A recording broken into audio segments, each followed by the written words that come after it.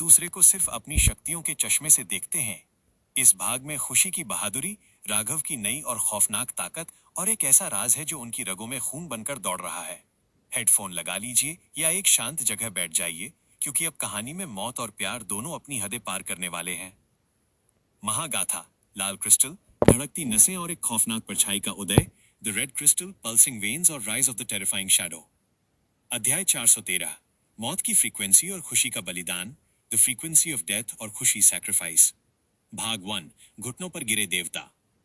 स्थान, resonance labs, Okhla का गोदाम। समय, सुबह के 10 बजे। वो छोटा सा ट्यूनिंग फॉक जमीन पर पड़ा था, लेकिन उसमें से निकलने वाली DINGGGGG की आवाज रुक नहीं रही थी। ये कोई साधारण ध्वनि नहीं थी, ये सिस्टम ओवरराइड फ्रीक्वेंसी थी, जिसे खास तौर पर वॉइड DNA को नष्ट करने के लिए बनाया गया था। राघव अपने घुटनों पर था। उसकी आंखों से वो नीली चमक गायब हो चुकी थी और उसकी नाक से काला खून टपक रहा था। उसे ऐसा लग रहा था जैसे किसी ने उसके दिमाग में लाखों सुइयां चुभो दी हो। सेक्टर 2 से प्रताप की गगनभेदी चीखें आ रही थी। वो विशालकाय दानव लोहे की दीवारों पर सिर पटक रहा था। और रोहित, वो तो अपने ही कानों से बहते खून को देखकर सुन्न पड़ गया था। वो जमीन पर तड़प रहा था।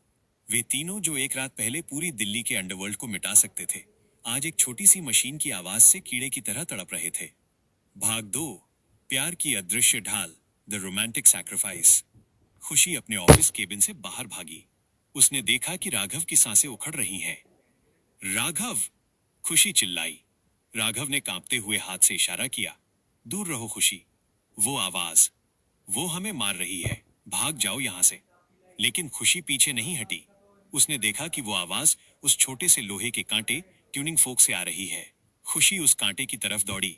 जैसे ही वो उसके करीब पहुंची, उस कांटे से निकलने वाली सोनिक वेव ने खुशी को पीछे की तरफ धक्का दिया। वो जमीन पर गिर पड़ी। आम इंसान उस फ्रीक्वेंसी के इतने करीब नहीं जा सकता था। उसकी नसें फट सकती थी। खुशी की नजर पास ही रखे उस काले बक्से पर गई जो कल रात खुला था। उसके अंदर वो लाल क्रिस्टल, रेड वॉइड क्रिस्टल चमक रहा था। खुशी को याद आया कि राघव की शक्तियों ने कल उसके घाव को भरा था। उसके खून में राघव की वॉइड ऊर्जा का कुछ अंश था। खुशी ने बिना कुछ सोचे उस लाल क्रिस्टल को अपने नंगे हाथों से पकड़ लिया। जाप! खुशी के शरीर की नसें एक सेकंड के लिए नीले और लाल रंग में चमक उठीं। उसे भयानक दर्द हुआ, लेकिन राघव के प्यार ने उसे हिम्मत दी। खुशी ने वो क्रिस्टल उठाया और अपनी पूरी ताकत से उस ट्यूनिंग फोक पर दे मारा। CRASHHH, ट्यूनिंग फोक के टुकड़े टुकड़े हो गए और वह कातिलाना आवाज एक झटके में बंद हो गई। भाग 3, खामोश धड़कने और एक गहरा आलिंगन। आवाज बंद होते ही राघव ने एक लंबी सांस ली। उसका वॉइड सिस्टम वापस रिबूट होने लगा। उसने देखा कि खुशी जमीन पर बेसुध पड़ी है और उसके हाथ में वो लाल क्रिस्टल है।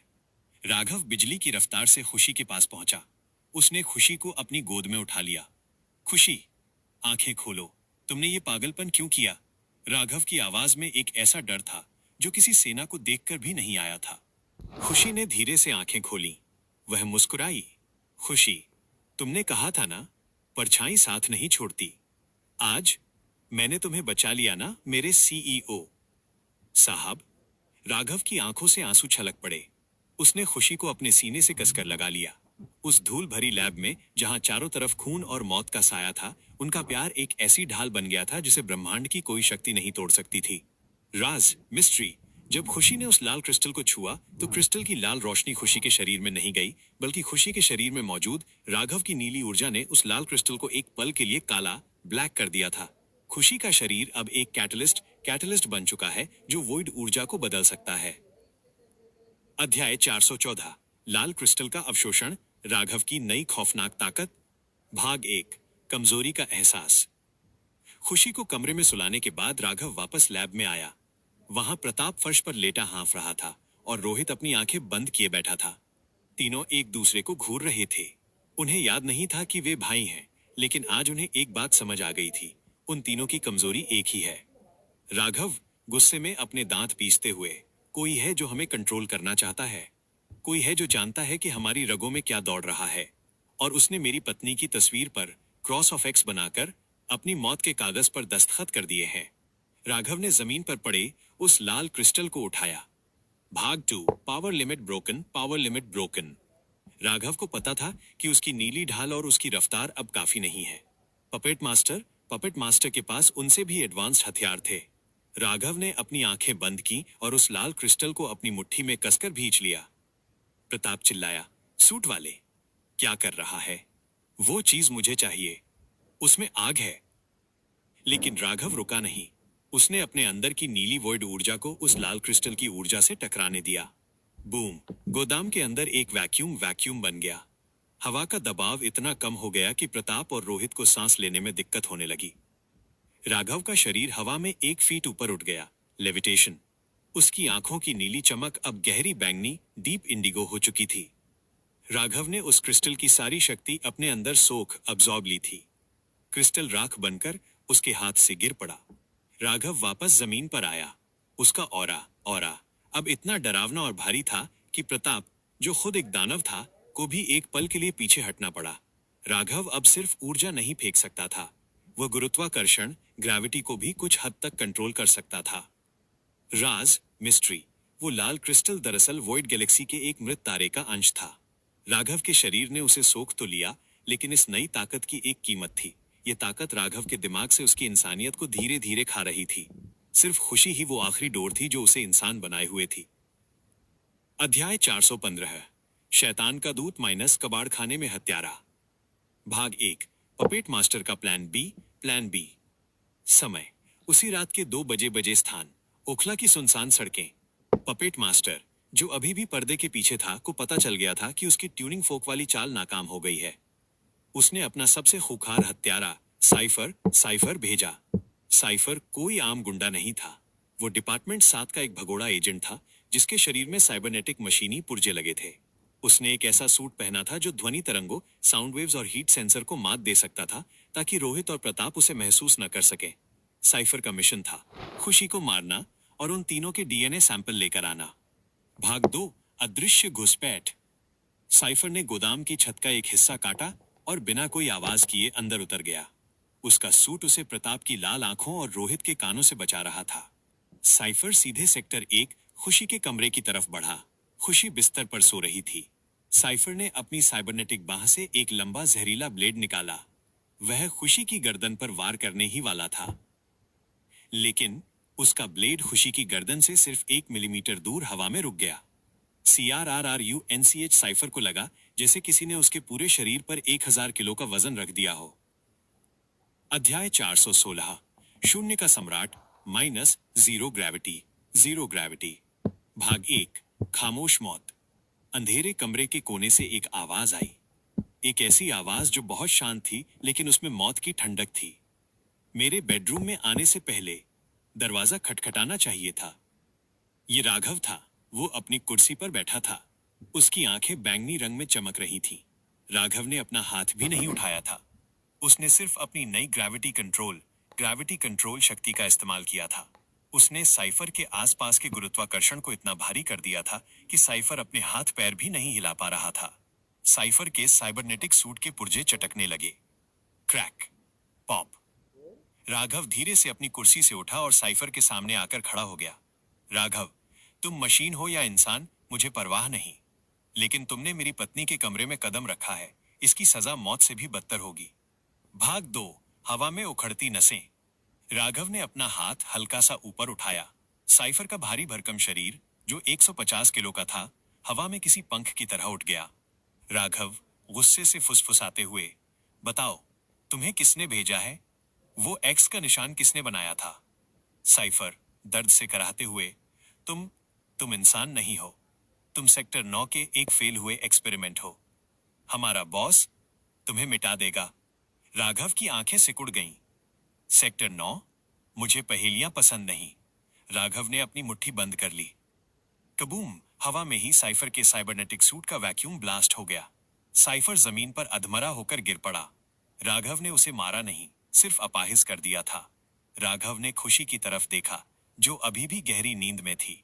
राघव की नई ताकत इतनी सटीक थी कि इस पूरे धमाके की आवाज कमरे से बाहर ही नहीं गई। राज, मिस्ट्री। साइफर ने मरते मरते एक सुराग दिया था, सेक्टर 9। ये डिपार्टमेंट 7 का वो सीक्रेट हिस्सा था, जहां इंसानों को वॉइड से जोड़ने के इलीगल एक्सपेरिमेंट होते थे। लेकिन सबसे बड़ा राज ये था कि पपेट मास्टर कोई और नहीं, बल्कि राघव की कंपनी सिंघानिया लॉजिस्टिक्स का ही कोई बहुत करीबी इंसान था, जो अब तक साए में छिपा था। कहानी का विश्लेषण, अगले एपिसोड का सस्पेंस। नई शक्ति, राघव अब ग्रेविटी को कंट्रोल कर सकता है। वो धीरे धीरे गॉड मोड दूसरे को सिर्फ अपनी शक्तियों के चश्मे से देखते हैं। इस भाग में खुशी की बहादुरी, राघव की नई और खौफनाक ताकत और एक ऐसा राज है जो उनकी रगों में खून बनकर दौड़ रहा है। हेडफोन लगा लीजिए या एक शांत जगह बैठ जाइए, क्योंकि अब कहानी में मौत और प्यार दोनों अपनी हदें पार करने वाले हैं। महागाथा, लाल क्रिस्टल धड़कती नसें और एक खौफनाक परछाई का उदय, the red crystal, pulsing veins और rise of the terrifying shadow. अध्याय 413, मौत की फ्रीक्वेंसी और खुशी का बलिदान, द फ्रीक्वेंसी ऑफ डेथ और खुशी सैक्रिफाइस। भाग 1, घुटनों पर गिरे देवता। स्थान, रेजोनेंस लैब्स, ओखला का गोदाम। समय, सुबह के 10 बजे। वो छोटा सा ट्यूनिंग फोक जमीन पर पड़ा था, लेकिन उसमें से निकलने वाली DINGGGG की आवाज रुक नहीं रही थी। ये कोई साधारण ध्वनि नहीं थी, ये सिस्टम ओवरराइड फ्रीक्वेंसी थी, जिसे खास तौर पर वॉइड DNA को नष्ट करने के लिए बनाया गया था। राघव अपने घुटनों पर था। उसकी आंखों से वो नीली चमक गायब हो चुकी थी और उसकी नाक से काला खून टपक रहा था। उसे ऐसा लग रहा था जैसे किसी ने उसके दिमाग में लाखों सुइयां चुभो दी हो। सेक्टर 2 से प्रताप की गगनभेदी चीखें आ रही थीं। वो विशालकाय दानव लोहे की दीवारों पर सिर पटक रहा था। और रोहित, वो तो अपने ही कानों से बहते खून को देखकर सुन्न पड़ गया था। वो जमीन पर तड़प रहा था। वे तीनों जो एक रात पहले पूरी दिल्ली के अंडरवर्ल्ड को मिटा सकते थे, आज एक छोटी सी मशीन की आवाज से कीड़े की तरह तड़प रहे थे। भाग 2, प्यार की अदृश्य ढाल, द रोमांटिक सैक्रिफाइस। खुशी अपने ऑफिस केबिन से बाहर भागी। उसने देखा कि राघव की सांसें उखड़ रही हैं। राघव! खुशी चिल्लाई। राघव ने कांपते हुए हाथ से इशारा किया। दूर रहो खुशी। वो आवाज, वो हमें मार रही है, भाग जाओ यहां से। लेकिन खुशी पीछे नहीं हटी। उसने देखा कि वो आवाज उस छोटे से लोहे के कांटे, ट्यूनिंग फोक से आ रही है। खुशी उस कांटे की तरफ दौड़ी। जैसे ही वो उसके करीब पहुंची, उस कांटे से निकलने वाली सोनिक वेव ने खुशी को पीछे की तरफ धक्का दिया। वो जमीन पर गिर पड़ी। आम इंसान उस फ्रीक्वेंसी के इतने करीब नहीं जा सकता था, उसकी नसें फट सकती थी। खुशी की नजर पास ही रखे उस काले बक्से पर गई जो कल रात खुला था। उसके अंदर वो लाल क्रिस्टल, रेड वॉइड क्रिस्टल चमक रहा था। खुशी को याद आया कि राघव की शक्तियों ने कल उसके घाव को भरा था। उसके खून में राघव की वॉइड ऊर्जा का कुछ अंश था। खुशी ने बिना कुछ सोचे उस लाल क्रिस्टल को अपने नंगे हाथों से पकड़ लिया। जाप! खुशी के शरीर की नसें एक सेकंड के लिए नीले और लाल रंग में चमक उठीं। उसे भयानक दर्द हुआ, लेकिन राघव के प्यार ने उसे हिम्मत दी। खुशी ने वो क्रिस्टल उठाया और अपनी पूरी ताकत से उस ट्यूनिंग फोक पर दे मारा। CRASHHH ट्यूनिंग फोक के टुकड़े टुकड़े हो गए और वो कातिलाना आवाज एक झटके में बंद हो गई। भाग 3, खामोश धड़कने और एक गहरा आलिंगन। आवाज बंद होते ही राघव ने एक लंबी सांस ली।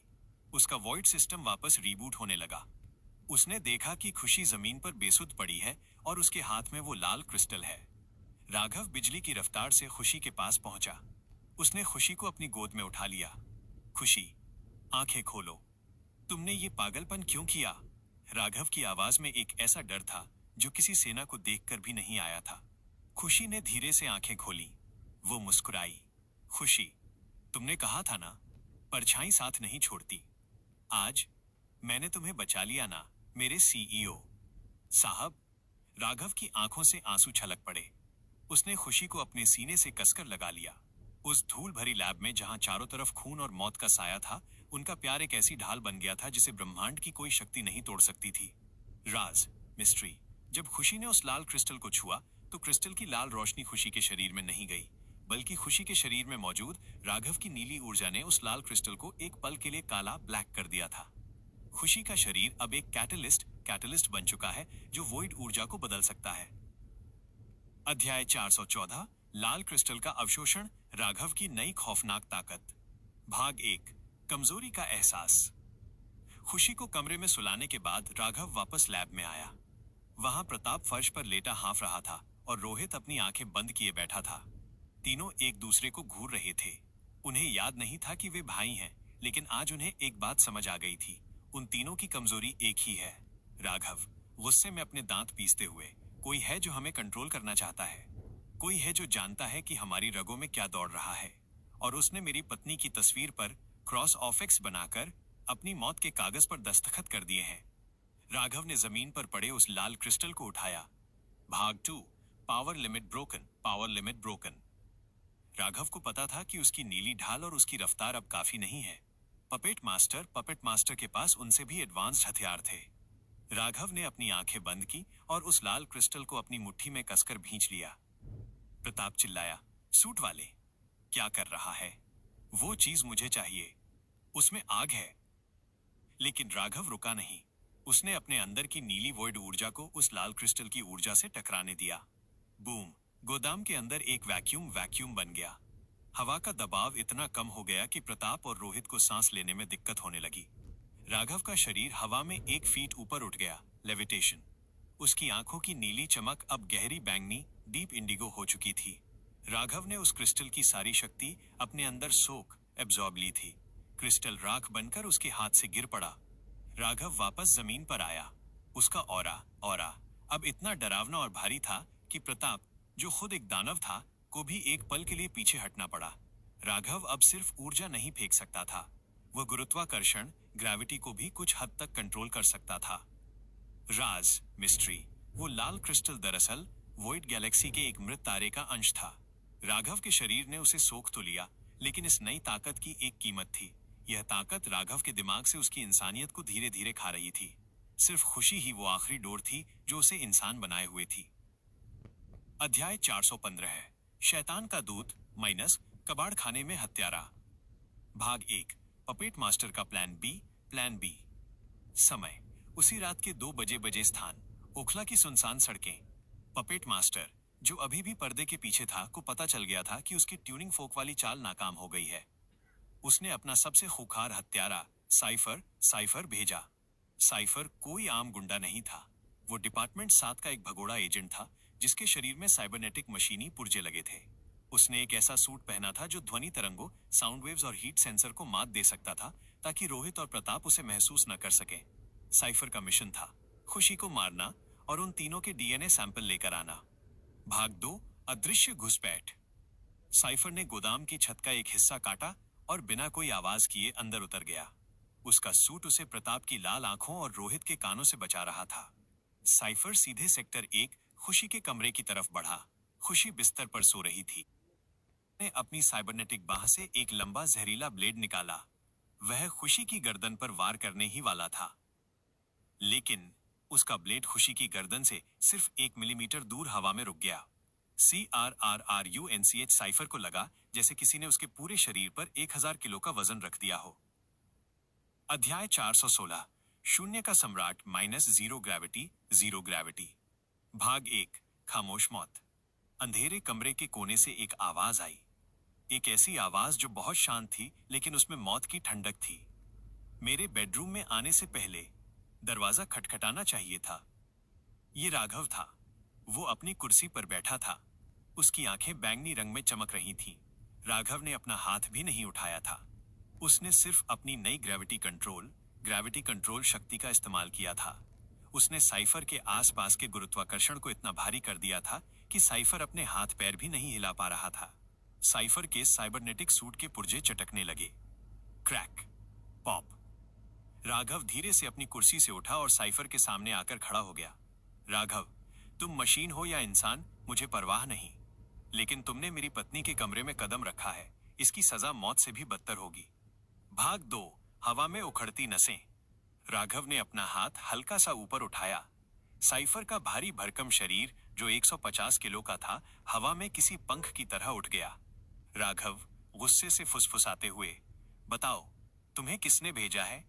वो एक्स का निशान किसने बनाया था? साइफर दर्द से कराहते हुए, तुम इंसान नहीं हो। तुम सेक्टर 9 के एक फेल हुए एक्सपेरिमेंट हो। हमारा बॉस तुम्हें मिटा देगा। राघव की आंखें सिकुड़ गईं। सेक्टर 9? मुझे पहेलियां पसंद नहीं। राघव ने अपनी मुट्ठी बंद कर ली। कबूम! हवा में ही साइफर के साइबरनेटिक सूट का वैक्यूम ब्लास्ट हो गया। साइफर जमीन पर अधमरा होकर गिर पड़ा। राघव ने उसे मारा नहीं, सिर्फ अपाहिज कर दिया था। राघव ने खुशी की तरफ देखा, जो अभी भी गहरी नींद में थी। राघव की नई ताकत इतनी सटीक थी कि इस पूरे धमाके की आवाज कमरे से बाहर ही नहीं गई। राज, मिस्ट्री, साइफर ने मरते मरते एक सुराग दिया था। सेक्टर 9, ये डिपार्टमेंट 7 का वो सीक्रेट हिस्सा था जहां इंसानों को वॉइड से जोड़ने के इलीगल एक्सपेरिमेंट होते थे। लेकिन सबसे बड़ा राज ये था कि पपेट मास्टर कोई और नहीं बल्कि राघव की कंपनी सिंघानिया लॉजिस्टिक्स का ही कोई बहुत करीबी इंसान था जो अब तक साये में छिपा था। कहानी का विश्लेषण, अगले एपिसोड का सस्पेंस। नई शक्ति, राघव अब ग्रेविटी को कंट्रोल कर सकता है। वो धीरे धीरे गॉड मोड में जा रहा है। खुशी का राज, खुशी का खून अब वॉइड क्रिस्टल को रिएक्ट करने लगा है। सेक्टर 9 का सुराग, राघव अब इस सुराग को लेकर ओखला से बाहर निकलेगा। वो दिल्ली के सीक्रेट अंडरग्राउंड नेटवर्क को खंगालेगा। प्रताप और रोहित, प्रताप को वो लाल क्रिस्टल नहीं मिला, उसका गुस्सा और भूख अब आउट ऑफ कंट्रोल होने वाली है। जयपुर के उस रीबूट हादसे ने सिर्फ उन 3 भाइयों को ही नहीं बल्कि आयुषी की दुनिया को भी एक खाली पन्ने में बदल दिया है। अपनी आंखें बंद कीजिए और आयुषी के इस खामोश दर्द को महसूस कीजिए। महागाथा, सफेद दीवारें, पेड़ों की परछाई और एक खोई हुई धड़कन। White walls, shadows of trees और अ लॉस्ट हार्ट बीट। अध्याय 417, कोहरे के पीछे का चेहरा माइनस स्मृतियों का खाली कैनवास। भाग 1, नींद से जागना। स्थान, हिमाचल प्रदेश की वादियों में एक अज्ञात सुनसान केयर होम। समय सुबह के 7 बजे। कमरे में चारों तरफ सफेद दीवारें थीं। खिड़की से पहाड़ों की ठंडी हवा अंदर आ रही थी और सफेद पर्दों को उड़ा रही थी। बिस्तर पर एक लड़की लेटी थी। उसकी आंखें धीरे धीरे खुलीं। वो आयुषी थी। उसने छत को घूरा।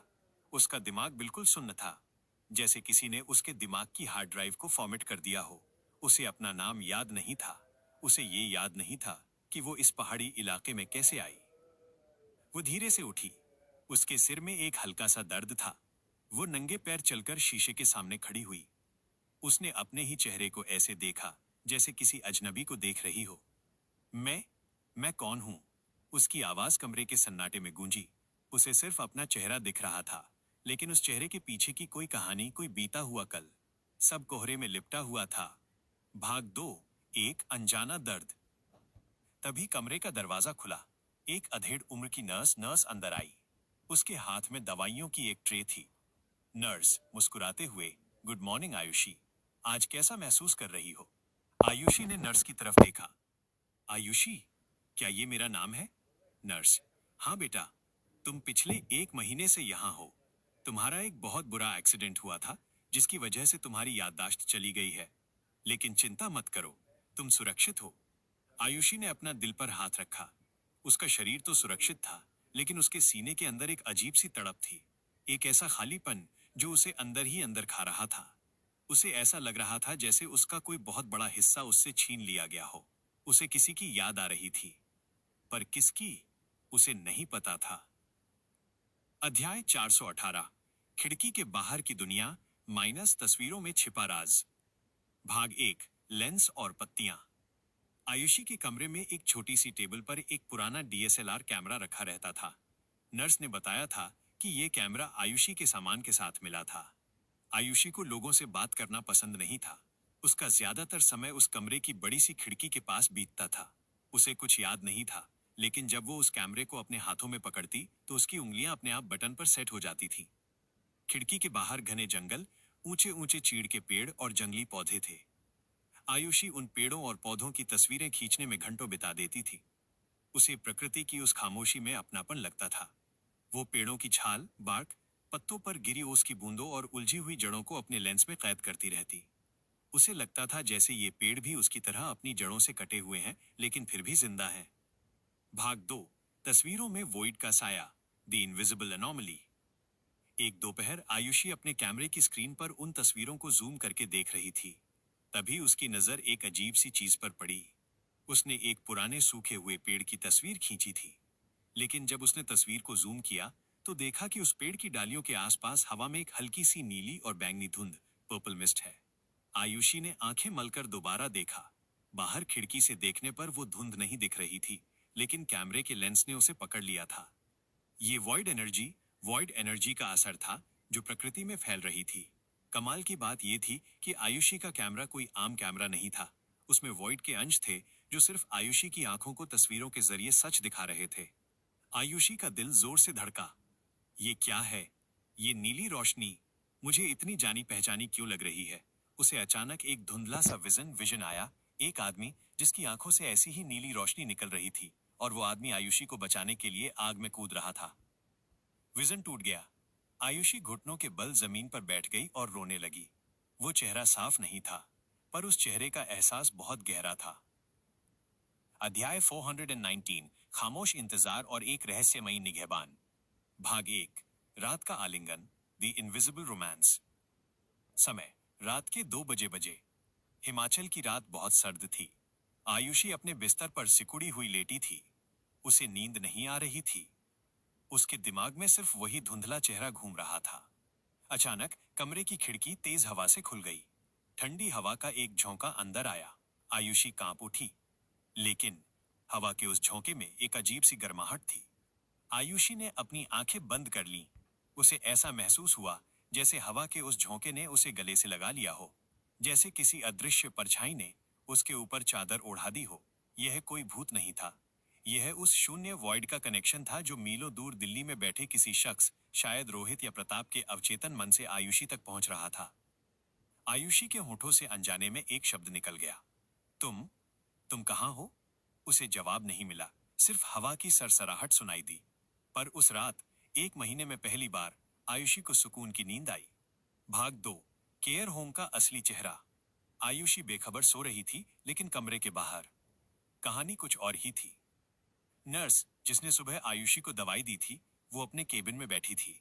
उसने एक सैटेलाइट फोन उठाया और एक सीक्रेट नंबर डायल किया। नर्स धीमी और ठंडी आवाज में, सर, सब्जेक्ट ए, आयुषी की हालत अभी भी स्थिर है। उसे अपना अतीत कुछ भी याद नहीं है। हमने उसे दुनिया से पूरी तरह काट दिया है। फोन के दूसरी तरफ से एक भारी आवाज आई। ये वही पपेट मास्टर था जो डैनी को भी कंट्रोल कर रहा था। गुड। उसे उन तीनों राक्षसों, राघव, प्रताप, रोहित से दूर ही रखना है। वो लड़की उन तीनों के दिमाग को जोड़ने वाली इकलौती कड़ी, लिंक है। अगर आयुषी को कुछ याद आ गया तो मेरा पूरा प्रोजेक्ट सिंगुलैरिटी बर्बाद हो जाएगा। उस पर नजर रखो। अगर वो कैमरे में कुछ ज्यादा देखने लगे तो उसकी डोज दवाई बढ़ा देना। नर्स, जी सर। कॉल कट गई। आयुषी को लग रहा था कि वो एक अस्पताल में है, लेकिन असल में वो पपेट मास्टर की सबसे कीमती कैदी, प्रिजनर थी। उसे एक खूबसूरत सोने के पिंजरे में रखा गया था, ताकि वो तीनों भाई कभी अपनी असली ताकत और अपनी यादों को वापस न पा सके। कहानी का विश्लेषण, सस्पेंस और गहराई। आयुषी का दर्द, उसकी याददाश्त जा चुकी है, लेकिन उसका दिल अभी भी उसी अजनबी के लिए धड़क रहा है। तस्वीरों का राज, आयुषी की पेड़ों और पौधों की तस्वीरें सिर्फ एक शौक नहीं है, वे उसे उस अनदेखी दुनिया वॉइड से जोड़ रही हैं।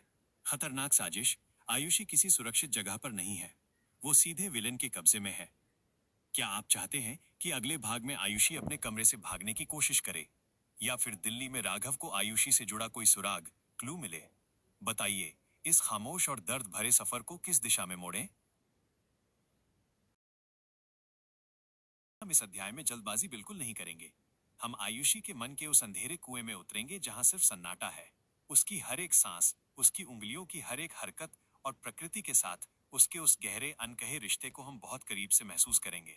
हेडफोन लगा लीजिए, अपनी आंखें बंद कर लीजिए और पहाड़ों की उस ठंडी हवा को महसूस कीजिए जो आयुषी के कमरे में आ रही है। महागाथा, सन्नाटे की गूंज, पेड़ों की गवाही और एक खामोश पिंजरा, echo of silence, witness of trees और अ साइलेंट केज। अध्याय 420, सफेद सवेरा माइनस खाली पन्नों की किताब। भाग 1, ओस की बूंद और एक खोया हुआ नाम। स्थान, the pine crest estate, Himachal की वादियों में छिपा हुआ एक रहस्यमयी केयर होम। समय, सुबह के 6 बजे। कमरे में खामोशी इतनी गहरी थी कि आयुषी को अपनी ही पलकों के झपकने की आवाज सुनाई दे रही थी। दीवारें सफेद थीं, चादर सफेद थी और ऐसा लगता था जैसे उसकी जिंदगी का हर रंग किसी ने धोकर मिटा दिया हो। आयुषी ने करवट ली। उसकी उंगलियों ने अनजाने में बिस्तर के दूसरे खाली हिस्से को ऐसे छुआ जैसे वो वहां किसी को ढूंढ रही हो, लेकिन वहां सिर्फ ठंडी चादर थी। मैं किसे ढूंढ रही हूँ? उसने खुद से पूछा। उसे अपना नाम आयुषी बताया गया था, लेकिन जब वो ये नाम अपने होठों से दोहराती, आयुषी आयुषी, तो उसे लगता था जैसे वो किसी और को पुकार रही है। वो धीरे से उठी। उसके पैरों ने ठंडे लकड़ी के फर्श को छुआ। कमरे में एक बड़ी सी कांच की खिड़की थी जिस पर सुबह की ओस, ड्यू जमी हुई थी। आयुषी खिड़की के पास गई और अपनी उंगली से उस ओस से भरे कांच पर कुछ बनाने लगी। उसने अनजाने में एक त्रिकोण, ट्रायंगल बना दिया। ये उन 3 भाइयों राघव, प्रताप और रोहित का अवचेतन प्रतीक था जो उसकी किस्मत से जुड़े थे। जब उसे एहसास हुआ कि उसने क्या बनाया है, तो वो चौंक गई और उसने जल्दी से उसे हथेली से मिटा दिया। भाग 2, कैद में एक आजाद लेंस। आयुषी ने टेबल से अपना डीएसएलआर कैमरा उठाया। यही एक चीज थी जो उसे अपनी लगती थी। जब वो इस कैमरे को गले में डालती थी, तो उसके सीने का वो भारीपन थोड़ा कम हो जाता था। नर्स ने दरवाजा खोला। गुड मॉर्निंग आयुषी, आज मौसम बहुत अच्छा है। तुम चाहो तो पीछे के बागीचे, गार्डन में जा सकती हो, लेकिन याद रहे, लाल गेट के बाहर जाना मना है। आयुषी ने बिना कुछ कहे सिर हिलाया। उसे इंसानों से बात करने में एक अजीब सी घुटन होती थी। इंसान सवाल पूछते थे और उसके पास किसी सवाल का जवाब नहीं था। वो अपना कैमरा लेकर कमरे से बाहर निकली। कॉरिडोर में अजीब सी शांति थी। कोई और मरीज उसे कभी दिखाई नहीं देता था, जैसे ये पूरी जगह सिर्फ उसी के लिए बनाई गई हो। अध्याय 421, जड़ों का दर्द माइनस प्रकृति से एक खामोश गुफ्तगू। भाग 1, पेड़ों की छाल और यादों की लकीरें। बागीचे में कदम रखते ही आयुषी ने एक लंबी सांस ली। यहाँ चीड़, पाइन और देवदार के विशाल पेड़ थे। उसे प्रकृति से, खास तौर पर पेड़ों और पौधों से एक बहुत ही गहरा रूहानी जुड़ाव महसूस होता था। जब इंसानी दुनिया उसे पराई लगती, तो ये पेड़ उसे अपने पुराने दोस्तों जैसे लगते थे। वो एक बहुत पुराने, विशाल बरगद, बानियान के पेड़ के पास जाकर रुक गई। उसने अपना कैमरा उठाया और लेंस को जूम किया। वो आसमान या दूर के पहाड़ों की तस्वीरें नहीं खींचती थी। उसे बारीकियों, डिटेल से प्यार था। उसने पेड़ की खुरदरी छाल, बाग पर लेंस फोकस किया। क्लिक। फिर उसने एक बड़े से हरे पत्ते को देखा जिस पर सूरज की रोशनी पड़ रही थी। पत्ते की नसें, वेन्स एकदम साफ दिखाई दे रही थी। क्लिक। आयुषी मन में तारांकन, इन पत्तों की नसें बिल्कुल इंसानी हाथों की रेखाओं जैसी हैं। ये पेड़ अपनी जगह से नहीं हिलते, फिर भी इन्हें सब याद रहता है। कितने तूफान आए, कितनी बारिश हुई, सब इनकी छाल पर लिखा है। तो फिर मेरे दिमाग की छाल से मेरी यादें किसने छील दी? उसने पेड़ के तने पर अपना हाथ रखा। लकड़ी की वो खुरदरी सतह उसे बहुत सच्ची लगी। उसने अपनी आंखें बंद कर ली और अपना माथा पेड़ से टिका दिया। भाग 2, माली काका और एक अजीब सी बात। तभी पीछे से पत्तों के कुचलने की आवाज आई। आयुषी घबराकर पीछे हटी। वहां एक बूढ़ा माली गार्डनर खड़ा था। उसके चेहरे पर बहुत झुर्रियां थीं और हाथ मिट्टी से सने थे।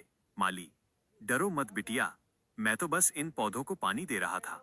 तुम रोज इन पेड़ों की फोटो खींचती हो, क्या बात है? इनमें ऐसा क्या ढूंढती हो? आयुषी ने अपनी नजरें झुका ली। मुझे नहीं पता काका, बस ये पेड़ मुझसे सवाल नहीं पूछते। और इनकी जड़ें कितनी गहरी हैं, काश मेरी भी कोई जड़ होती। माली मुस्कुराया। उसने एक छोटे से पौधे की तरफ इशारा किया जिसके सारे पत्ते झड़ चुके थे। माली, बिटिया, जब पतझड़ ऑटम आता है तो पेड़ अपने सारे पत्ते गिरा देता है। देखने वाले को लगता है पेड़ मर गया, वो एकदम खाली और नंगा हो जाता है। लेकिन असली जिंदगी उसके तने और उसकी जड़ों में छिप जाती है। मौसम बदलने का इंतजार करती है। तुम्हारी यादें भी झड़ी हैं, मरी नहीं है। जब सही मौसम आएगा तो वो फिर से हरी हो जाएंगी। आयुषी ने माली की बातों को बहुत ध्यान से सुना। उन बातों में एक अजीब सा सुकून था। उसने अपना कैमरा उठाया और उस बिना पत्तों वाले सूखे पौधे की एक तस्वीर खींच ली। क्लिक। अध्याय 422, लेंस के अंदर का भूत माइनस नीली रोशनी का साया। भाग 1, स्क्रीन पर एक अनहोनी। दोपहर के 3 बजे बज चुके थे। आयुषी अपने कमरे में वापस आ गई थी। वो बिस्तर पर पालथी मारकर बैठी थी और कैमरे की स्क्रीन पर आज खींची गई तस्वीरें देख रही थी। पेड़ की छाल, हरे पत्ते और वो सूखा हुआ पौधा। आयुषी ने सूखे पौधे वाली तस्वीर को देखा। उसने तस्वीर को थोड़ा जूम किया। अचानक उसकी सांसें अटक गईं। तस्वीर में उस सूखे पौधे की जड़ों के पास हवा में एक हल्की सी नीली और बैंगनी रोशनी, ब्लू और पर्पल ऑरा तैर रही थी। आयुषी ने कैमरा अपनी आंखों के करीब किया। उसने बागीचे में अपनी नंगी आंखों से ऐसी कोई रोशनी नहीं देखी थी। उसने जल्दी जल्दी बाकी तस्वीरें चेक की। बरगद के पेड़ की छाल वाली तस्वीर में भी उस छाल की दरारों के बीच से वही नीली रोशनी झलक रही थी। ये क्या है? मेरे कैमरे के लेंस में कोई खराबी है क्या? आयुषी ने कैमरे का लेंस कपड़े से साफ किया और कमरे के अंदर की एक तस्वीर खींची। वो तस्वीर बिल्कुल नॉर्मल थी। भाग 2, एक अचेतन trigger, the subconscious flashback. Ayushi का दिल जोरों से धड़कने लगा। उसने वापस उस नीली रोशनी वाली तस्वीर को स्क्रीन पर खोला और उसे घूरती रही। उस नीले रंग में कुछ ऐसा था जो उसे अपनी ओर खींच रहा था, एक चुंबक की तरह। अचानक आयुषी के दिमाग में एक तेज झंझनाहट हुई। जाप, कमरे की ट्यूबलाइट एक सेकंड के लिए फड़फड़ाई, फ्लिकर। आयुषी की आंखों के सामने एक धुंधला सा विजन फ्लैशबैक आया। धूल और धुएं से भरा एक गोदाम, लोहे की भारी मशीनें और एक लड़का, राघव। उस लड़के का चेहरा साफ नहीं था, लेकिन उसके हाथों से ठीक वैसी ही नीली रोशनी निकल रही थी। वो लड़का किसी पारदर्शी नीली ढाल फोर्स फील्ड के पीछे खड़ा था। विजन सिर्फ एक सेकंड का था। आयुषी के हाथों से कैमरा छूटकर बिस्तर पर गिर गया। वो अपना सिर पकड़कर कांपने लगी। वो कौन था? वो नीली रोशनी, वो मेरे कैमरे में कैसे आई? दरअसल आयुषी का वॉइड कनेक्शन इतना मजबूत था कि उसकी ऊर्जा आसपास के पेड़ों और पौधों में रिस लीक रही थी, जिसे सिर्फ उसका खुद का कैमरा पकड़ सकता था। वो अचेतन रूप से उस नीली ऊर्जा राघव को याद कर रही थी। अध्याय 423, अदृश्य आलिंगन माइनस हवाओं में किसी का प्यार। भाग 1, खौफ और अकेलापन। रात के 11 बजे बज चुके थे। आयुषी डरी हुई थी। उसे लग रहा था कि वो सच में पागल हो रही है। नर्स ने उसे रात की दवाई स्लीपिंग पिल दी थी, लेकिन आयुषी ने उसे जीभ के नीचे छिपा लिया था और नर्स के जाते ही थूक दिया था। उसे अब इन दवाइयों पर भी शक होने लगा था। कमरे में घुप अंधेरा था। बाहर पहाड़ों पर तेज हवाएं चल रही थीं। चीड़ के पेड़ों की सरसराहट किसी के रोने जैसी लग रही थी। आयुषी बिस्तर के कोने में सिकुड़ कर बैठी थी। मुझे यहां से जाना है, ये जगह ठीक नहीं है, पर मैं कहाँ जाऊं? मेरा घर कहाँ है? उसकी आंखों से आंसू बहने लगे। वो फूट फूट कर रोने लगी। सन्नाटे में उसकी सिसकियां बहुत दर्दनाक लग रही थीं। भाग 2, हवा का एक जादुई स्पर्श, द फैंटम टच। तभी कमरे की बंद खिड़की के शीशे पर एक अजीब सी कंपन, वाइब्रेशन हुई। बाहर की हवा कमरे के अंदर तो नहीं आ सकती थी, लेकिन अचानक आयुषी को महसूस हुआ कि कमरे के अंदर का तापमान बदल रहा है। एक अजीब सी, बहुत ही हल्की और सुकून देने वाली गर्माहट आयुषी के आसपास फैल गई। उसे ऐसा लगा जैसे किसी ने बहुत धीरे से उसके कांपते हुए कंधों पर एक अदृश्य शॉल, इनविजिबल शॉल ओढ़ा दिया हो। आयुषी के रोने की आवाज रुक गई। उसने डरते हुए अपने आसपास देखा। कमरे में कोई नहीं था, लेकिन उसके गाल पर एक बहुत ही हल्का सा स्पर्श महसूस हुआ, जैसे कोई अपनी उंगलियों से उसके आंसू पोंछ रहा हो। ये वॉइड का रूहानी कनेक्शन था। मीलों दूर दिल्ली में बैठे किसी वॉइड किंग का अवचेतन मन आयुषी के दर्द को महसूस कर रहा था और उसकी रक्षा करने की कोशिश कर रहा था। आयुषी को डर नहीं लगा। इस अदृश्य स्पर्श में इतना प्यार, इतनी तड़प और इतनी हिफाजत थी कि आयुषी का सारा खौफ गायब हो गया। उसने अपनी आंखें बंद कर लीं और हवा में ही अपना सिर ऐसे टिका दिया जैसे वो किसी के सीने पर सिर रख रही हो।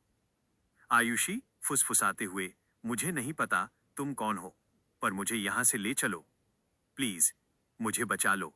वो रात आयुषी ने उस अदृश्य परछाई के आलिंगन में गुजारी।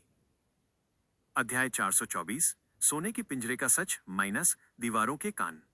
भाग 1, एक अनचाही खोज। अगली सुबह आयुषी अब पहले से ज्यादा सतर्क, अलर्ट थी। उस नीले प्रकाश और रात के उस अदृश्य स्पर्श ने उसे एक बात समझा दी थी, वो पागल नहीं है और यह जगह कोई अस्पताल नहीं है। नर्स जब उसका नाश्ता लेकर आई तो आयुषी ने सामान्य दिखने का नाटक किया। नर्स के जाने के बाद आयुषी ने अपने कमरे की तलाशी लेना शुरू किया। उसने वार्डरोब चेक किया, बिस्तर के नीचे देखा, कुछ नहीं मिला। फिर उसकी नजर कमरे के उस बड़े से शीशे, मिरर पर गई जहां वो रोज अपना चेहरा देखती थी। आयुषी को फोटोग्राफी की तकनीकी समझ, टेक्निकल नॉलेज थी। उसे पता था कि लेंस और शीशे कैसे काम करते हैं। वो शीशे के एकदम करीब गई। उसने अपनी उंगली का नाखून शीशे पर रखा। एक सामान्य शीशे में असली उंगली और शीशे में दिख रही उंगली के बीच थोड़ा सा गैप, फासला होता है, लेकिन यहाँ आयुषी की असली उंगली और उसकी परछाई बिल्कुल आपस में टच कर रहे थे। आयुषी के पैरों तले जमीन खिसक गई। टू वे मिरर, ये शीशा नहीं, इसके पीछे से कोई मुझे देख रहा है। भाग 2, पिंजरे का एहसास। वो एक केयर होम में नहीं बल्कि एक ऑब्जर्वेशन रूम में कैद थी। कोई उसे दिन रात देख रहा था। उसे दवाइयों के नाम पर दिमागी रूप से सुन्न करने वाले केमिकल्स दिए जा रहे थे ताकि उसकी याददाश्त कभी वापस न आए। आयुषी का दिल जोरों से धड़कने लगा। उसने तुरंत अपने चेहरे के भाव बदल लिए। वो वापस बिस्तर पर गई और ऐसे बैठ गई जैसे वो बहुत उदास और खोई हुई हो। वो नहीं चाहती थी कि शीशे के पीछे बैठे लोगों को पता चले कि वो उनका राज जान गई है। आयुषी मन में तारांकन, मुझे यहाँ से भागना होगा। इन पेड़ों के पार, उन वादियों के उस पार मेरा कोई इंतजार कर रहा है। वो नीली रोशनी वाला इंसान, वो अदृश्य साया, मुझे उस तक पहुंचना ही होगा। अब आयुषी सिर्फ एक बेबस और याददाश्त खोई हुई लड़की नहीं थी। उसके अंदर एक चुपचाप बगावत, रिबेलियन ने जन्म ले लिया था। कहानी का विश्लेषण, सस्पेंस और गहराई। प्रकृति और फोटोग्राफी। आयुषी का पेड़ों और पौधों की तस्वीरें लेना सिर्फ एक शौक नहीं, बल्कि उसकी शक्तियों, वॉइड को महसूस करने का एक जरिया बन गया। अदृश्य रोमांस। बिना छुए, बिना देखे, मीलों दूर से जो प्यार आयुषी ने महसूस किया, वो इस कहानी का सबसे खूबसूरत और रहस्यमयी हिस्सा है। The escape plan. आयुषी को पता चल गया है कि वो कैद में है। Two way mirror. क्या आप चाहते हैं कि अगले भाग में आयुषी अपने कमरे से भागने की एक खौफनाक और सस्पेंस से भरी कोशिश करे? या फिर हम वापस दिल्ली चलें जहां राघव को आयुषी का कोई सुराग मिलेगा? बताइए। अभी राघव से नहीं मिलेगी, उसे कुछ भी याद नहीं आएगा, लेकिन उसका दिल एक ऐसे इंसान के लिए धड़क रहा है जिसका न तो उसे नाम पता है और न ही चेहरा। ये एक बिना चेहरे का इश्क है जो किसी भी विज्ञान और याददाश्त से बहुत ऊपर है। अपनी आंखें बंद कीजिए और आयुषी के उस खामोश दर्द और बेइंतहा मोहब्बत को महसूस कीजिए। महागाथा। बिना चेहरे का इश्क, कांच की दीवारें और एक अनजाना अक्षर, फेसलेस लव, ग्लास वॉल्स और एन अननोन लेटर। अध्याय 425, एक खाली कैनवास पर प्यार के रंग, अदृश्य तड़प। भाग 1, सीने का भारीपन।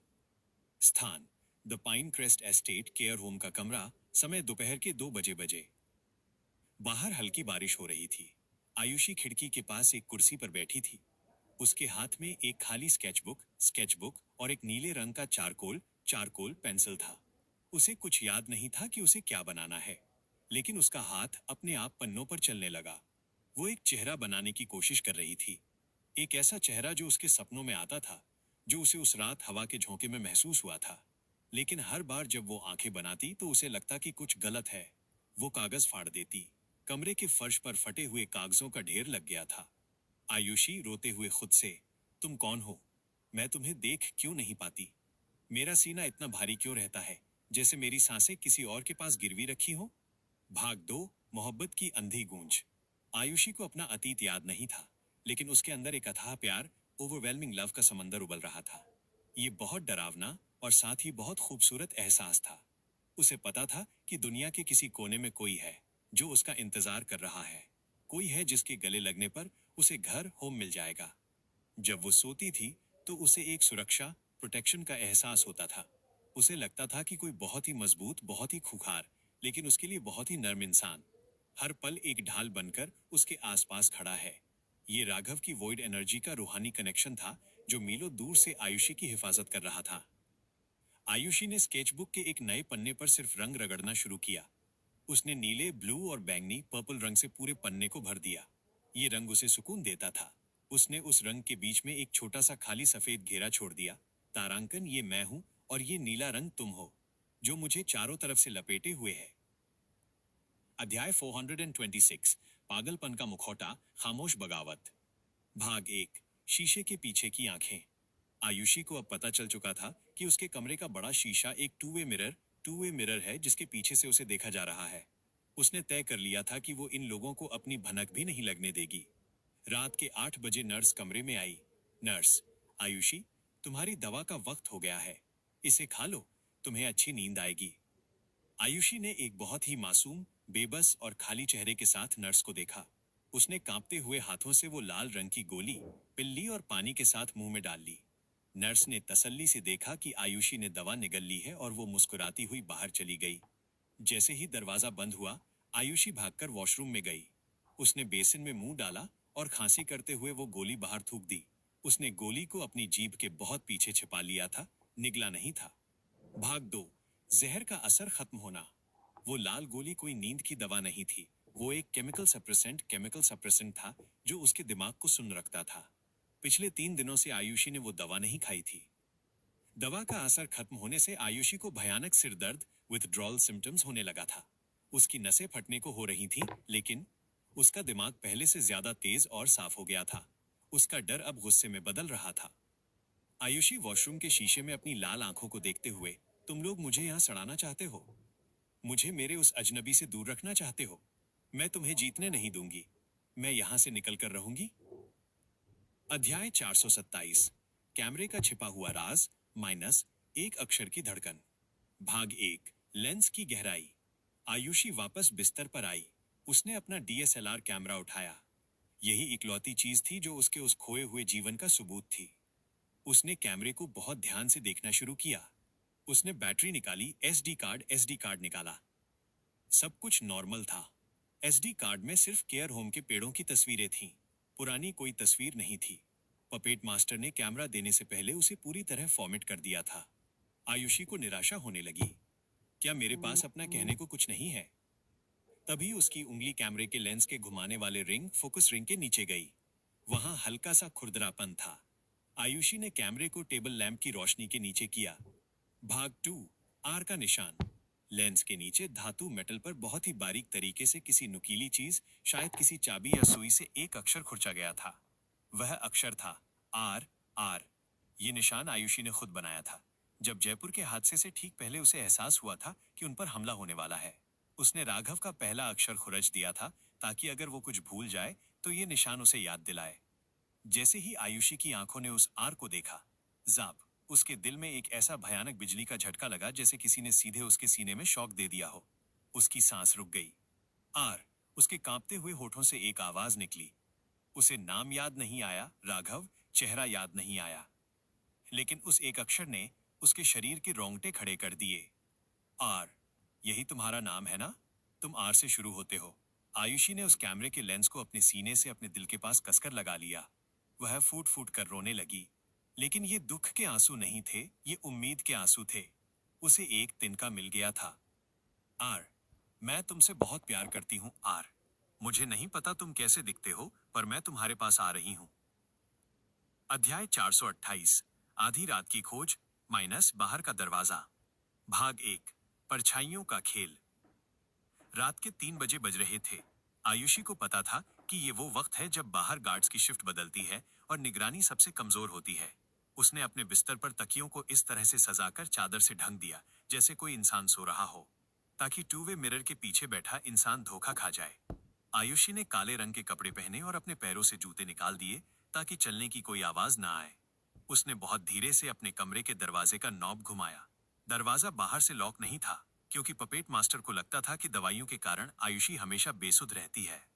आयुषी दबे पांव कॉरिडोर में निकली। कॉरिडोर में पीली रंग की हल्की लाइटें जल रही थीं। चारों तरफ सफेद दरवाजे थे। भाग 2, लाल दरवाजा और एक भयानक सच। वो छिपते छिपाते कॉरिडोर के आखिर में पहुंची। वहां एक भारी लाल रंग का दरवाजा था, जिस पर लिखा था staff only minus sector 9 authorised. सिर्फ स्टाफ के लिए माइनस सेक्टर 9 की अनुमति। आयुषी ने ये नाम पढ़ा, सेक्टर 9।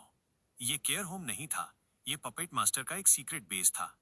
आयुषी ने दरवाजे पर कान लगाया। अंदर से 2 लोगों के बात करने की आवाज आ रही थी। आवाज एक नर्स, दिल्ली से क्या खबर है? बॉस, पपेट मास्टर, क्या कह रहे हैं? आवाज 2 गार्ड, हालात बहुत खराब हैं। उस सिंघानिया राघव ने ओखला में हमारी पूरी टीम को तबाह कर दिया है। बॉस का कहना है कि उस राक्षस के अंदर लाल क्रिस्टल चला गया है। वो अब और भी ताकतवर हो गया है। नर्स, अगर सिंघानिया को पता चल गया कि उसकी पत्नी आयुषी मरी नहीं है, बल्कि हमारे पास यहाँ हिमाचल में कैद है, तो वो इस पूरी पहाड़ी को जलाकर राख कर देगा। गार्ड, वो यहाँ तक नहीं पहुंच सकता, लेकिन हमें इस लड़की आयुषी की डोज बढ़ानी होगी। बॉस ने कहा है कि अगर सिंघानिया कभी यहाँ आ भी जाए तो ये लड़की उसे पहचाननी नहीं चाहिए। इसका दिमाग पूरी तरह खाली कर दो। भाग 3, खामोश तूफान का जन्म। दरवाजे के बाहर खड़ी आयुषी का शरीर सुन्न पड़ गया था। सिंघानिया, दिल्ली, मेरी जान को खतरा, और वो इंसान, वो मेरे लिए एक पूरी पहाड़ी जला सकता है। आयुषी को अभी भी राघव नाम याद नहीं आया था। नहीं, उसे ये याद था कि वो उसकी पत्नी है, लेकिन उसे ये समझ आ गया था कि वो आर सिंघानिया कोई बहुत ही ताकतवर और खतरनाक इंसान है जो उसके लिए दुनिया से लड़ रहा है। आयुषी की आंखों से डर पूरी तरह से गायब हो गया। उसकी जगह एक भयानक दृढ़ निश्चय, डिटर्मिनेशन ने ले ली। वो प्यार जो अभी तक एक कमजोर तड़प था, अब एक खामोश तूफान में बदल गया था। आयुषी, मन में तारांकन, तुम मेरे लिए वहां लड़ रहे हो ना? तो मैं भी तुम्हारे लिए यहां से लड़ूंगी। मैं इनका कोई जहर अपने अंदर नहीं जाने दूंगी। मैं तुम्हारा इंतजार करूंगी मेरे आर। वो बिना आवाज किए वापस अपने कमरे की तरफ लौट गई। अब वो एक शिकार विक्टिम नहीं थी, वो अब एक ऐसी सैनिक बन चुकी थी जो दुश्मन के घर के अंदर बैठकर अपने प्यार के आने का इंतजार कर रही थी। कहानी का विश्लेषण, सस्पेंस और गहराई। याददाश्त के बिना प्यार। आयुषी को कुछ याद नहीं है, लेकिन उसका एहसास, इंस्टिंक्ट पूरी तरह से जिंदा है। आर अक्षर ने उसे एक मकसद दे दिया है, बगावत की शुरुआत। आयुषी अब दवाइयां नहीं खा रही है और उसे पता चल गया है कि दिल्ली में सिंघानिया नाम का कोई इंसान, राघव, उसे ढूंढ रहा है। सस्पेंस का जुड़ाव। आयुषी को सेक्टर 9 के बारे में पता चल गया है, वही सुराग जो राघव को दिल्ली में साइफर ने दिया था। दोनों एक ही पजल को दो अलग अलग सिरों से सुलझा रहे हैं। क्या आप चाहते हैं कि अगले भाग में आयुषी इस केयर होम में कोई खतरा मोल ले? यहाँ आपकी दी गई कहानी का हिस्सा पूरी तरह से हिंदी देवनागरी में है। इस भाग में आयुषी के खामोश दर्द, उसकी तड़प और एक बेनाम इश्क की रूहानी ताकत को महसूस कीजिए। महागाथा। तड़पते पन्नों की खामोशी, एक बेनाम इश्क और कांच की दीवारें। The silence of aching pages, a nameless love और वॉल्स ऑफ ग्लास। अध्याय 429, जहर का उतरना माइनस दर्द और जागती रगों का शोर। भाग 1, जिस्म का टूटना। स्थान, the pine crest estate, care home का कमरा। समय, रात के 2:30 बजे। बाहर हिमाचल की वादियों में बर्फबारी शुरू हो चुकी थी। कमरे की खिड़की पर बर्फ के छोटे छोटे टुकड़े टकरा रहे थे। कमरे के अंदर एक भयानक सन्नाटा था जिसे सिर्फ आयुषी की भारी सांसें तोड़ रही थी।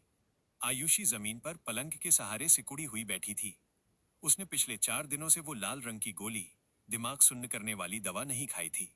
दवाई का असर उसके खून से धीरे धीरे निकल रहा था और इसका अंजाम बहुत दर्दनाक था।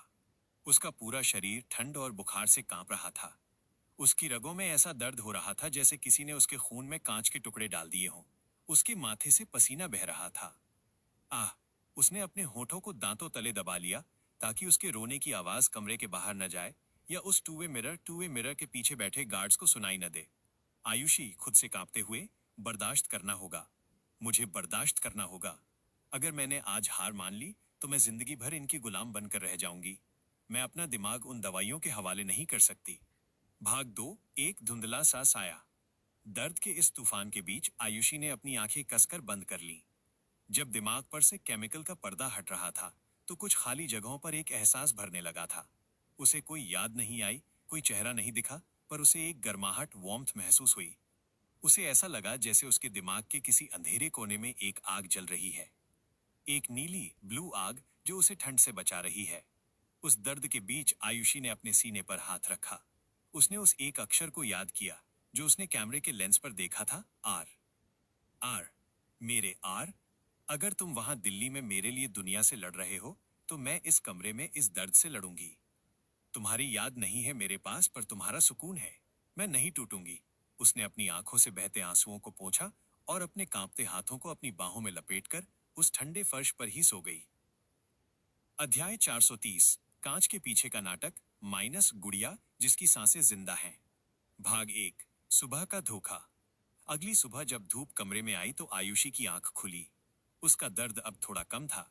उसका दिमाग अब पहले से कहीं ज्यादा साफ और तेज था। उसे अब चीजें बेहद साफ दिख रही थीं। पर उसने तय किया था कि वो इस बदलाव को किसी को देखने नहीं देगी। जब नर्स नाश्ता और दवाई लेकर आई तो आयुषी ने एक बेजान, खाली और सूखा हुआ चेहरा बना लिया। वो ऐसे पलंग पर बैठी रही जैसे उसके अंदर की रूह निकल चुकी हो। नर्स, आयुषी, नाश्ता कर लो और ये दवाई खा लो। आयुषी ने धीरे से बिना आंख मिलाए गोली को हाथ में लिया और पानी के साथ गले के नीचे उतारने का नाटक किया। फिर से वही चाल, उसने गोली को जीभ के नीचे छिपा लिया था। नर्स ने अपनी फाइल में कुछ नोट किया और वहां से चली गई। दरवाजा बंद होते ही आयुषी ने दवाई वॉशरूम में थूक दी और फ्लश कर दिया। भाग 2, आईने की तरफ घूरना। वॉशरूम से बाहर आकर आयुषी ठीक उस बड़े शीशे टू वे मिरर के सामने आकर खड़ी हो गई। उसे पता था कि इस शीशे के ठीक पीछे कोई बैठा उसे देख रहा है। आयुषी ने शीशे में अपनी ही आंखों में देखा। उसने अपने चेहरे पर एक ऐसी लाचारी और खालीपन लाया जो किसी पागल या जिंदा लाश का होता है। उसने अपने बालों की एक लट को उंगली में लपेटा और एक ही जगह बिना पलकें झपकाए 10 मिनट तक घूरती रही। शीशे के पीछे बैठा गार्ड और नर्स बात कर रहे थे। नर्स, देखो इसको, दवाई का डोज बढ़ाने का असर हो रहा है। इसका दिमाग पूरी तरह सुन्न हो चुका है। ये बिल्कुल एक गुड़िया की तरह हो गई है जिसमें जान नहीं है। गार्ड, बॉस पपेट मास्टर खुश होंगे। वो सिंघानिया इसके लिए दिल्ली जला रहा है और ये यहाँ अपने ही ख्यालों में मुर्दा हो चुकी है। पर उन मूर्खों को नहीं पता था कि उस गुड़िया के अंदर एक आग धड़क रही थी। आयुषी शीशे के बाहर से उन्हें देख तो नहीं सकती थी, पर उसकी आंखों की उस भोली सी घूर के पीछे एक खौफनाक इरादा था। तारांकन, मैं तुम सबके चेहरे याद रखूंगी। जिस दिन मेरा आर यहाँ आएगा, मैं उसे बताऊंगी कि किसने मुझे इस पिंजरे में रखा था। अध्याय 431, आर के नाम एक खत माइनस बिना चेहरे वाली मोहब्बत। भाग 1, पन्नों पर बिखरती तड़प। दोपहर का वक्त था। आयुषी अपनी खिड़की के पास बैठी थी। उसके हाथ में वही स्केचबुक थी। उसने आज कुछ ड्रॉ नहीं किया। उसने डिसाइड किया कि वो उस अजनबी से बात करेगी, उसके नाम एक ऐसी चिट्ठी लिखेगी जो शायद कभी पोस्ट नहीं होगी। उसने चारकोल पेंसिल उठाई और पन्नों पर लिखना शुरू किया। मुझे तुम्हारा नाम नहीं पता, बस एक अक्षर पता है, आर। मुझे ये भी नहीं पता कि मैं तुम्हारी कौन लगती हूँ। शायद दोस्त, शायद पत्नी, या शायद कुछ और। मेरी यादें एक खाली कमरे की तरह हैं जिसमें कोई फर्नीचर नहीं है, कोई तस्वीर नहीं है। लेकिन जब मैं इस कमरे में आवाज लगाती हूँ तो जो गूंज एको लौट कर आती है वो तुम्हारी है। आयुषी के आंसू पन्नों पर गिरने लगे। पेंसिल उसके कांपते हाथों में फिसल रही थी, पर उसने लिखना नहीं छोड़ा। रात को जब मुझे ठंड लगती है तो मुझे याद नहीं आता कि किसी ने मुझे कभी गले लगाया था या नहीं, पर मेरे जिस्म को एक गर्माहट महसूस होती है, जैसे तुम कहीं दूर बैठकर मेरे बारे में सोच रहे हो और तुम्हारी सोच की आंच मुझ तक आ रही है। मैंने कल रात दरवाजे के पीछे सुना था कि तुम्हारे दुश्मन तुम्हें किसी नाम से बुला रहे थे। सिंघानिया, तुम एक बहुत खतरनाक इंसान हो ना। शायद एक आग हो जो सब कुछ जला सकती है, पर मैं उस आग से डरती नहीं। मैं उस आग में राख होना चाहती हूँ, क्योंकि उस आग के बिना मैं यहाँ बर्फ की तरह जम रही हूँ। भाग 2, अधूरा इंतजार। आयुषी ने वो पन्ना स्केचबुक से फाड़ा, उसे बहुत ध्यान से फोल्ड किया और उसे अपने डीएसएलआर कैमरे के बैटरी कंपार्टमेंट के अंदर, जहां थोड़ी सी खाली जगह थी, छिपा दिया। मैं इंतजार करूंगी, आर। चाहे मेरी आखिरी सांस निकल जाए, चाहे ये सफेद दीवारें मेरी कब्र बन जाएं, पर मैं तुम्हारा इंतजार करूंगी। मुझे पता है तुम आओगे। तुम मुझे इस नर्क में नहीं छोड़ोगे। ये एक ऐसी लड़की की मोहब्बत थी जिसके पास अपनी मोहब्बत को साबित करने के लिए कोई तस्वीर नहीं थी, सिर्फ एक एहसास था जो हर बंदिश से बड़ा था। अध्याय 432, बारिश, हवा और एक रूहानी एहसास माइनस फासलों को मिटाती एक छुअन। भाग 1, खिड़की और हवा का झोंका। रात के 11 बजे पहाड़ों पर तेज हवाओं के साथ बारिश शुरू हो गई। आयुषी कमरे में अकेली थी। उसने कमरे की खिड़की को थोड़ा सा खोल दिया था ताकि बारिश की महक अंदर आ सके। वो खिड़की की दीवार से पीठ टिकाकर जमीन पर बैठ गई। उसने अपनी आंखें बंद कर लीं। दिल्ली में इस वक्त राघव अपनी लैब में बैठा अपनी नस को दबा रहा था जब उसे वो फ्रीक्वेंसी का अटैक हुआ था जैसा पिछले भागों में था। राघव का दर्द और आयुषी का अकेलापन दोनों एक अजीब से वॉइड रेजोनेंस के जरिए हवाओं में जुड़ गए थे। अचानक बारिश की बूंदें जो खिड़की से अंदर आ रही थी, उनकी स्पीड एकदम धीमी हो गई, स्लो मोशन। आयुषी ने अपनी आंखें खोली। उसने देखा कि पानी की एक बूंद हवा में ठहर गई है और उस बूंद के अंदर एक बेहद खूबसूरत नीली ब्लू रोशनी चमक रही है। भाग 2, फासले मिट गए। आयुषी की सांसें अटक गईं। उसने अपना हाथ हवा में आगे बढ़ाया। जैसे ही उसकी उंगलियों ने उस ठहरी हुई नीली बूंद को छुआ, ZZZZT, उसके पूरे जिस्म में एक बिजली सी दौड़ गई। पर यह बिजली जलाने वाली नहीं थी। ये बिल्कुल किसी के छूने करस जैसी थी। उसे ऐसा लगा जैसे किसी बड़े मजबूत हाथ ने उसके गाल को छुआ हो। आयुषी के कानों में हवा की सरसराहट एक आवाज में बदल गई। एक आवाज जो उसके दिमाग के अंदर गूंजी, मैं आऊंगा, मैं तुम्हें कुछ नहीं होने दूंगा। आयुषी की आंखें फटी की फटी रह गईं। ये आवाज उसने अपने कानों से नहीं, अपनी रूह से सुनी थी। वो खिड़की के और करीब आई। तुम मुझे सुन सकते हो? तुम ठीक हो ना, आर? तुम जहां भी हो अपना ख्याल रखना। मैं ठीक हूं। मैं इंतजार कर रही हूं। पानी की बूंद फर्श पर गिर गई और नीली रोशनी गायब हो गई। पर आयुषी के चेहरे पर अब एक ऐसी सुकून भरी मुस्कान थी जो पिछले 1 महीने में कभी नहीं आई थी। उसे अब पूरा यकीन हो चुका था कि उसका प्यार कोई ख्याल नहीं, एक जिंदा सच्चाई है। अध्याय 433, नई खोज माइनस जिस्म पर लिखी एक अधूरी कहानी। भाग 1, आईने के सामने सच्चाई। अगली सुबह आयुषी वॉशरूम में नहाने के बाद तौलिया टॉवल लपेटे आईने के सामने खड़ी थी। वॉशरूम में 2 वे मिरर नहीं था, ये उसकी इकलौती प्राइवेट जगह थी। वो अपने कंधे के पास बालों को सुखा रही थी, तभी उसकी नजर अपनी गर्दन कॉलर बोन के थोड़ा नीचे गई। वहां उसकी स्किन पर एक बहुत ही हल्का सफेद रंग का निशान स्कार था। ये निशान किसी चोट का लग रहा था, जैसे वहां किसी ने कोई तगड़ा वार किया हो। नर्स ने उसे बताया था कि उसका कार एक्सीडेंट हुआ था, इसलिए बॉडी पर खरोंचे स्क्रैचेस हैं। पर आयुषी ने उस निशान को गौर से देखा। वो एक्सीडेंट का निशान नहीं था, वो किसी नुकीली चीज के लगने का निशान था। भाग 2, एक और पुराना राज।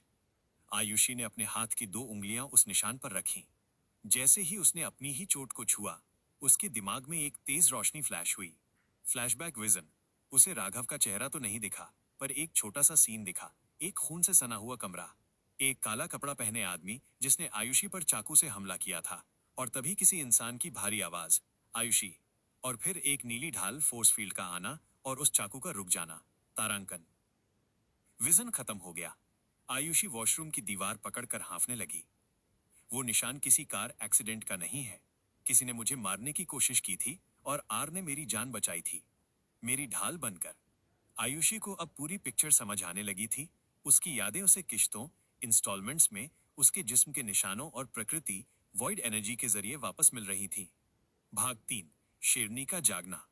आयुषी ने अपनी आंखों को पोंछा। उसने वॉशरूम के आईने में खुद को देखा। अब उसकी आंखों में वो लाचारी नहीं थी जो कुछ दिन पहले तक थी। अब उसकी आंखों में एक आग थी। आयुषी, एक दृढ़ आवाज में खुद से, मैं एक बेचारी बनकर यहाँ इस कमरे में मरूंगी नहीं। आर मुझे ढूंढ रहा है, पर मैं भी चुपचाप नहीं बैठूंगी। मुझे पता लगाना होगा कि ये सेक्टर 9 क्या है और ये नर्स और गार्ड किसके लिए काम करते हैं। आयुषी ने डिसाइड कर लिया था कि अब वो सिर्फ नाटक नहीं करेगी। वो इस केयर होम के उन अंधेरे कॉरिडोर्स में जाएगी जहां जाना मना है। वो अपने अस्तित्व, एग्जिस्टेंस की लड़ाई अब खुद लड़ेगी। कहानी का विश्लेषण, सस्पेंस और गहराई। विड्रॉल और will power. Withdrawal and will power. Ayushi ने केमिकल से खुद को आजाद कर लिया है। उसकी विल पावर किसी सुपर ह्यूमन से कम नहीं है। The void telepathy. The void telepathy. बारिश की बूंद और वो आवाज। राघव और आयुषी का कनेक्शन फिजिकल से ज्यादा स्पिरिचुअल, रूहानी हो गया है। The scar story. The scar story. Ayushi ने अपनी ही बॉडी के निशान से अपना पहला सच ढूंढ निकाला है कि उसे एक्सीडेंट नहीं, मर्डर अटेम्प्ट में फंसाया गया था। A new era for Ayushi. A new era for Ayushi. वो अब डरती नहीं है। वो अब इस केयर होम के राज खोलने के लिए तैयार है।